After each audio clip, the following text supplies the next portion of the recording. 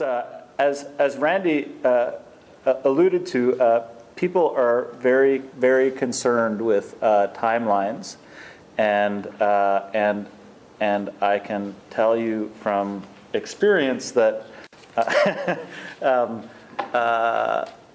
how long will it take to get my book published is, if not the first question, an inevitable question in any kind of conversation or interaction that an editor and a scholar will have in a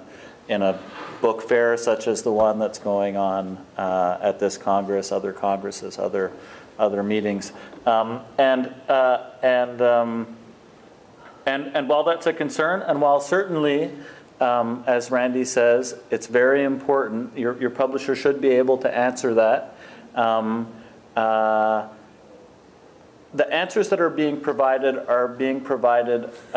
under a particular set of circumstances. So this overview of the stages of publication, in a way, is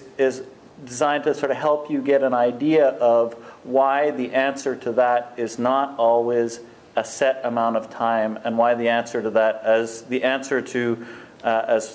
coordinating editor at McGill Queen's Press is always fond of reminding me, the answer to almost any question in publishing is it depends. So this is why, this is designed to give you an idea of why it depends. It's sometimes a legitimate answer to that question, and while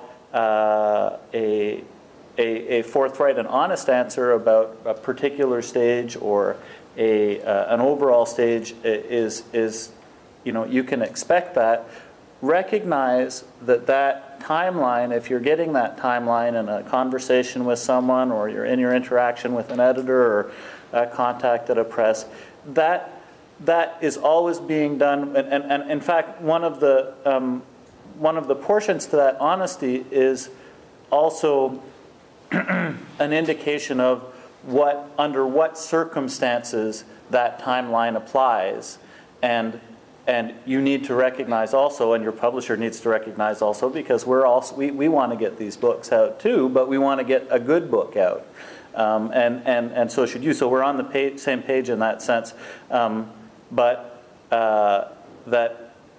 certain conditions apply, and that those conditions may not be realized in the case of your particular book and its journey through publication at a particular publisher.